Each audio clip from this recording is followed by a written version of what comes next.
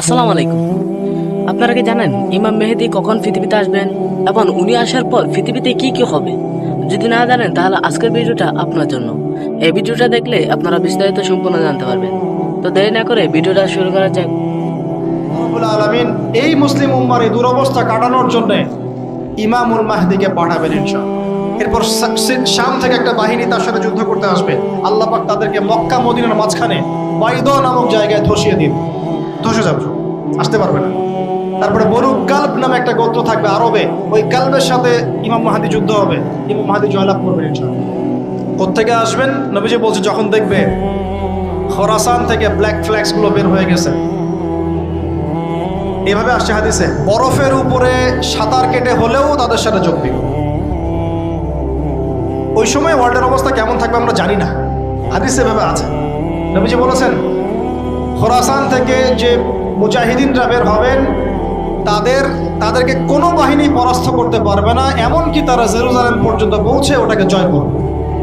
হাদিসে আসছে, কিছু করার নেই। হাদিস সহিহ না জয়ীফ না জাল, ওলামায়ে কেরামকে জিজ্ঞেস করে নিন, এটা হাদিসে আছে, কিছু করার নেই। পৃথিবীর ভবিষ্যৎ লেখা হয়ে গেছে।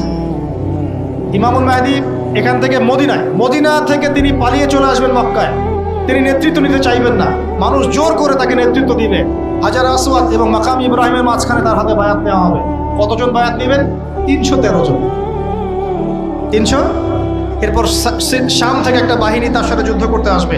আল্লাহ পাক তাদেরকে মক্কা মদিনার মাঝখানে বাইদা নামক জায়গায় ধসিয়ে দিন, ধসে যাবে, আসতে পারবে না। তারপরে বনু কালব নামে একটা গোত্র থাকবে আরবে, ওই কালবের সাথে ইমাম মাহদি যুদ্ধ হবে, ইমাম মাহদি জয়লাভ করবেন ইনশাআল্লাহ। তারপরে তিনি সারা ওয়ার্ল্ডটাকে আবার রুল করা শুরু করবেন। হাদিসে আসছে তিনি গুনে গুনে গনিমতের মাল দিবেন না, মুষ্টি ভরে ভরে মুসলমানদেরকে দান করবেন ইনশাআল্লাহ। তারপরে বের হবে মাসিহুদ দাজ্জাল মানুষের রূপে। ওই যে 4টা জায়গার কথা বললাম, সে বের হবে ইত্যাদি ইত্যাদি। এবার সে মানুষের রূপ ধরে আমাদের সমাজে প্রবেশ হবে এবং তার অনুসারীদেরকে নিয়ে ম্যাসাকার করা শুরু করবে। কিন্তু মুসলিমদের মধ্যে একটা বাহিনী শেষ পর্যন্ত তার সাথে যুদ্ধ করতে থাকে, শেষ পর্যন্ত। লা তুকাতিলুন আল-ইয়াহুদ, এমনকি গাছের পিছনে ওরা লুকালেও আল্লাহ নবী বলছেন যে গাছ পাথর কথা বলবে আমার পিছনে আছে, এসব মেরে যাও। হতে হতে হতে হতে যখন মুসলিমরা একটু কোণঠাসা, আল্লাহ পাক পাঠাবেন আসমান থেকে ওই মাসিহকে, যে মাসিহকে তারা চিনতে পারেন। ওরা যাকে মাসিহ মনে করছে, তাহলে এই মাসিহটা কে? এই মিথ্যা মাসিহুদ দাজ্জাল। কথা বুঝতে পারছেন? তাহলে সবচেয়ে বড় প্রতারণার শিকার কারা হচ্ছে? এই ইহুদিরাই। এই বিশ্বের সবচেয়ে বড় প্রতারণার শিকার তারাই হচ্ছে। মাসিহুদ দাজ্জাল ওদেরকেই প্রতারণা করছে, বুঝতে পারেননি কথা? ওদের সাথেই সবচেয়ে বড় প্রতারণা হচ্ছে। ওরা মনে করছে এই সত্যিকারের মাসিহ, সে আসলে আমরা বিশ্ব রুল করব। সে সত্যিকারের মাসিহ নয়। ঈসা ইবনে মারিয়াম আসবেন কিভাবে সেটাও এসেছে। 2 জন ফেরেশতার কাঁধে ভর দিয়ে তিনি নামবেন শাম অর্থাৎ সিরিয়ার দামেস্ক শহরের মধ্যে। কোন শহর? দামেস্ক। এই জায়গাগুলো খুব বরকতময়। আল্লাহ নবী দোয়া করেছেন, আল্লাহ শামে বরকত দাও, আল্লাহ ইয়েমেনে বরকত দাও, আল্লাহ শামে বরকত দাও, আল্লাহ ইয়েমেনে বরকত দাও। আর মুসলমানরা বলছিল, আল্লাহ রসুল আমাদের নাজদেও বরকত দিতে বলেন, আমাদের নাজদেও বরকত দিতে বলেন।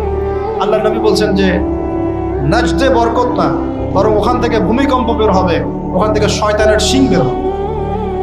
চিন্তা করে, ওই যে বললাম নাজদিরা তুর্কিদের বিরুদ্ধে যুদ্ধ করেছিল, অটোম্যান এম্পায়ারের বিরুদ্ধে যুদ্ধ করেছে ব্রিটেনের সাথে হাত মিলিয়ে। ওরাই এখন সারা বিশ্বে, বাংলাদেশে এদের লেসপেন্সার আছে বহুত, বাংলাদেশে এদের বহুত লেসপেন্সার আছে। তারা বলে, ওই যে দেখবেন যে যখনই আমরা এগুলো নিয়ে আপনাদেরকে সচেতন করতে চাই, মানে এরা তো খারাজি হয়ে গেছে, উগ্র হয়ে গেছে, এই হয়ে গেছে, সেই হয়ে গেছে, এভাবে করে গভর্নমেন্ট প্রশাসন সবার কাছে আমাদেরকে বিতর্কিত করার চেষ্টা করে। অথচ আমরা কি কারো শত্রু? আমরা কি এই আলোচনাগুলো করে ওয়ার্ল্ডের প্রেক্ষাপট বদলাতে পারবো?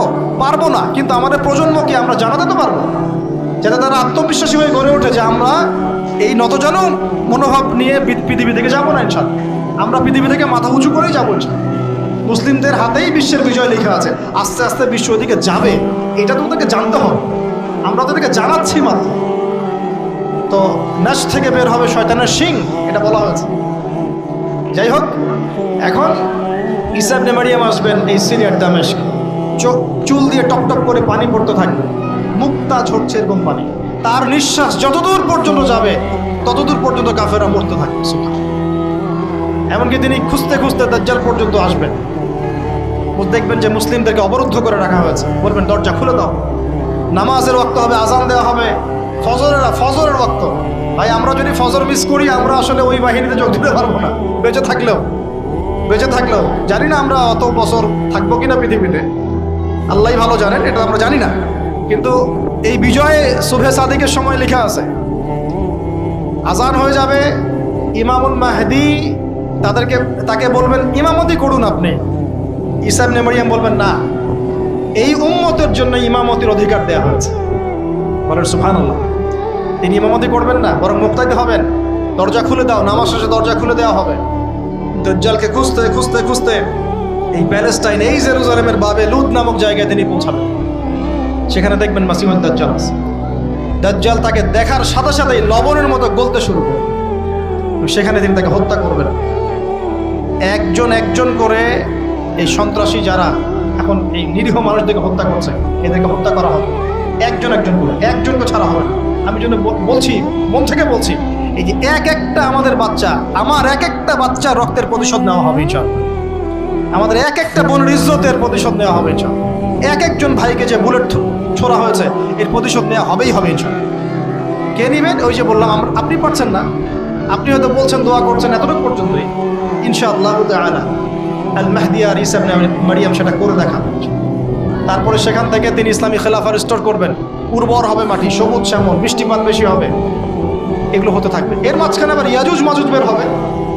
ইয়াজুজ মাজুজ বের হওয়ার পরে পৃথিবী ম্যাসাকার করবে।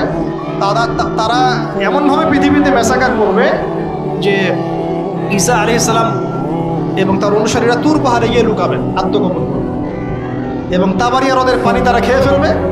পরের দল এসে বলবে কোনো এক সময় মনে হয় এখানে পানি ছিল, মানে পানি সব খেয়ে সাবার করে ফেলবে। আর বুঝতে পারছেন? ঈসা আলাইহিস সালাম দোয়া করবেন, আল্লাহ এই আযাব থেকে আমাদেরকে তুমি বাঁচাও।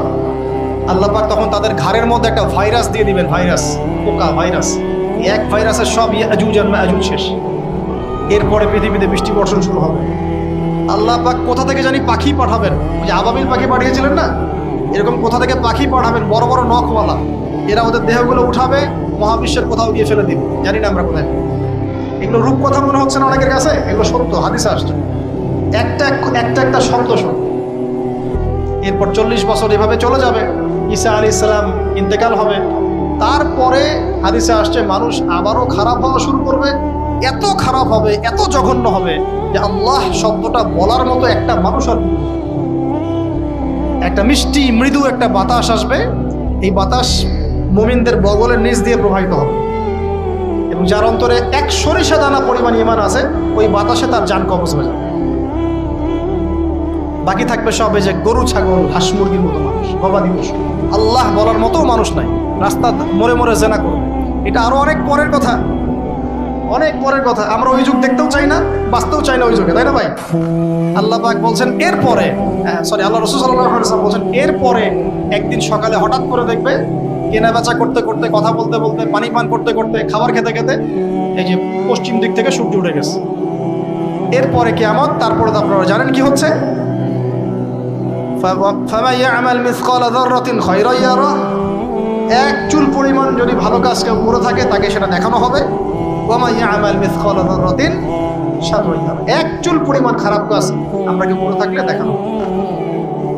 তবে যারা লা ইলাহা ইল্লাল্লাহ এই তাওহীদের উপর থাকবে, যত বড় গুনাহ করুক না কেন আল্লাহ মাফ করে দেবেন ইনশাআল্লাহ, ইনশাআল্লাহ।